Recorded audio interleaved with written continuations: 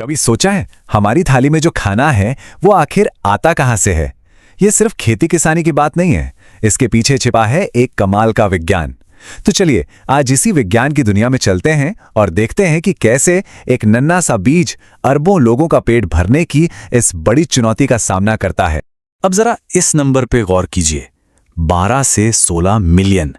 ये सिर्फ एक आंकड़ा नहीं है, ये एक बहुत बड़ा और सच कहूं तो एक परेशान करने वाला रहस्य है जो सीधे सीधे हमारे खाने की सुरक्षा से जुड़ा है। तो सवाल यह है कि आखिर ये नंबर है क्या? तो ये है वो सच, 12 से 16 मिलियन मीट्रिक टन। इतना अनाज भारत में हर साल फसल कटने के बाद बर्बाद हो जाता है। सोचकर देखिए, ये इतना ज्यादा अनाज है कि इससे देश के 1/3 गरीबों का पेट आसानी से भर सकता है। तो ये सिर्फ बर्बादी नहीं है, ये हमारे लिए एक बहुत बड़ी राष्ट्रीय चुनौती है। तो यहीं से हमारा आज का सबसे बड़ा सवाल खड़ा होता है, हम ज्यादा उगाएं तो उगाएं कैसे, और जो उगाया है उसे बर्बाद होने से कैसे बचाएं? देखिए, इसका जवाब सिर्फ खेतों में हल चलाने से नहीं मिलेगा। जवाब छिपा है लैब से लेकर गोदामों तक हर लेवल पे होने वाले इनोवेशन में। इसी से यह पक्का हो सकता है कि मेहनत से उगाया गया हर एक दाना किसी की थाली तक पहुंचे। तो इस पूरे सफर को समझने के लिए हम इन 5 हिस्सों पर नजर डालेंगे। पहले बात करेंगे बर्बादी के खिलाफ दौड़ की, फिर देखेंगे कि एक बेहतर फसल कैसे बनाई जाती है, उसके बाद मिट्टी से अंकुर तक का सफर समझेंगे, फिर जानेंगे हमारी खाद्य आपूर्ति की सुरक्षा के बारे में, और आखिर में बात करेंगे कि मेहनत से ज्यादा समझदारी से खेती कैसे की जाती है। तो चलिए शुरू करते हैं। पहला सेक्शन है बर्बादी के खिलाफ दौड़, हर दाना क्यों मायने रखता है। अब आते हैं दूसरे हिस्से पर, एक बेहतर फसल का निर्माण। और देखिए, ये सारी कहानी शुरू होती है एक परफेक्ट बीज को डिजाइन करने से। तो सबसे पहली और जरूरी साइंटिफिक टेक्निक है संकरण, या जिसे हम हाइब्रिडाइजेशन कहते हैं। अब यह है क्या? इसे ऐसे समझिए जैसे किसी चीज का बेस्ट वर्जन बनाने के लिए एक ब्लूप्रिंट तैयार करना।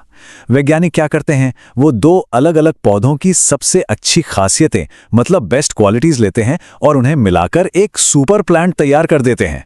और ये जो जेनेटिक मिक्सिंग है ना, ये कई लेवल पर की जाती है, जैसे एक ही फसल की 2 अलग अलग किस्मों के बीच, ताकि हमें और बेहतर गेहूं मिल सके, या फिर एक ही जीनस की अलग अलग प्रजातियों के बीच भी ये क्रॉसिंग होती है। और कभी कभी तो वैज्ञानिक इससे भी आगे बढ़कर 2 बिल्कुल अलग जेनेरा को मिला देते हैं। इसका एक कमाल का उदाहरण है पोमैटो, एक ही पौधा जो जमीन के ऊपर टमाटर और नीचे आलू उगाता है ना कमाल की बात। चलिए अब तीसरे सेक्शन की ओर बढ़ते हैं, मिट्टी से अंकुर तक। क्योंकि देखिए, आपके पास दुनिया का सबसे अच्छा बीज क्यों ना हो, अगर उसे सही पोषण नहीं मिला तो सब बेकार है। तो पौधों को पोषण देने के मोटे तौर पर 2 तरीके हैं, और दोनों में जमीन आसमान का फर्क है। एक तरफ है हमारी देशी जैविक खाद, जो धीरे धीरे काम करती है लेकिन मिट्टी की सेहत को लंबे समय तक बनाए रखती है। और दूसरी तरफ है फर्टिलाइजर्स, यानी उर्वरक, जो पौधे को तुरंत जरूरी न्यूट्रिएंट्स का बूस्ट देते हैं। सच तो यह है कि दोनों की अपनी अपनी अहमियत है, और आज की खेती में इन दोनों के बीच सही बैलेंस बनाना ही सबसे बड़ी कला है। अच्छा, पोषण की बात हो गई, अब बारी है पानी की। और फसलों तक पानी पहुंचाना कोई छोटा मोटा काम नहीं है। भारत में तो हम कई सिस्टम्स पर निर्भर हैं, जैसे कुएं और ट्यूबवेल, नहरों का जाल, और यहाँ तक कि रिवर लिफ्ट सिस्टम भी, जहाँ सीधे नदी से पानी उठाया जाता है। ये पूरा का पूरा इंफ्रास्ट्रक्चर हमारी फूड सिक्योरिटी की रीढ़ है। अब एक और स्मार्ट तरीका देखिए, जिसे कहते हैं मिक्स्ड क्रॉपिंग। ये एक बहुत ही शानदार आइडिया है।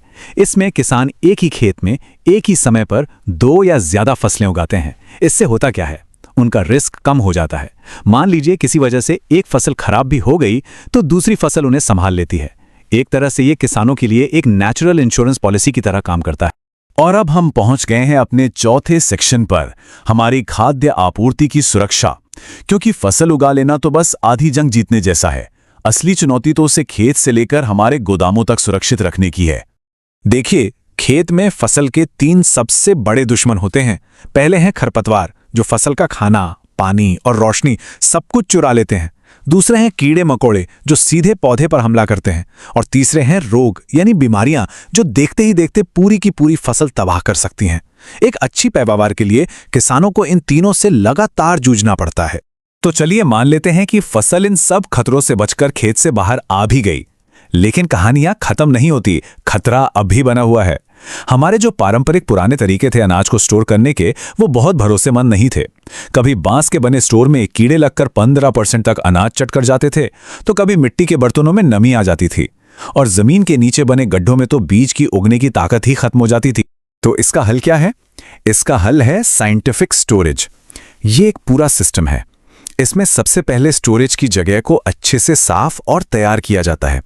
फिर जब अनाज आता है तो उसकी क्वालिटी, नमी, सब कुछ चेक किया जाता है, और स्टोर करने के बाद भी उस पर लगातार नजर रखी जाती है। हर एक कदम सिर्फ इसलिए उठाया जाता है ताकि अनाज सुरक्षित रहे और उसकी क्वालिटी बनी रहे। और अब आते हैं हमारे आखिरी सेक्शन पर, मेहनत से ज्यादा समझदारी से खेती। और इसे समझने के लिए चलिए एक बहुत ही दिलचस्प उदाहरण देखते हैं, एक्वाकल्चर यानी मछली पालन की दुनिया से। इस तकनीक का नाम है कॉम्पोजिट फिश कल्चर। आइडिया बहुत सिंपल है लेकिन असरदार है।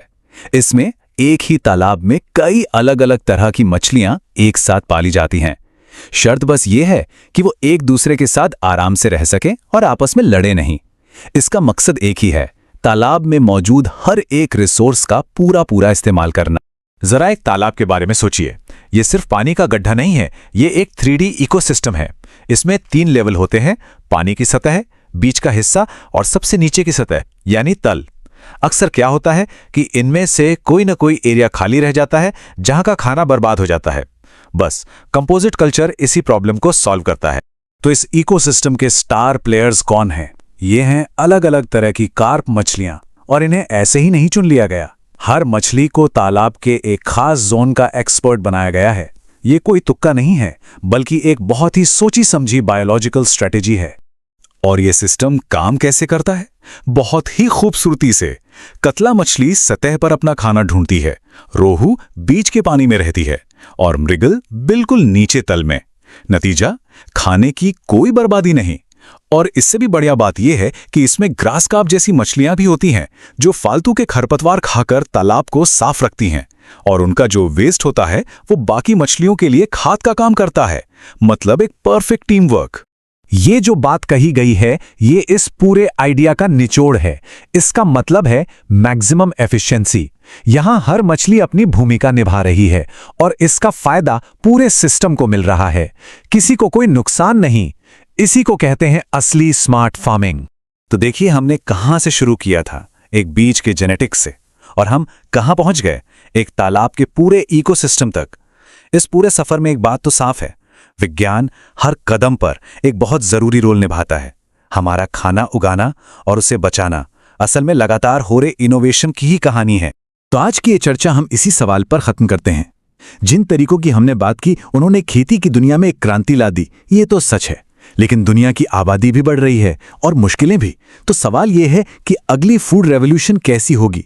वो कौन सी नई तकनीक होगी जो हमारी आने वाली पीढ़ियों का पेट भरेगी? ये एक ऐसा सवाल है जिस पर हम सबको मिलकर सोचना होगा।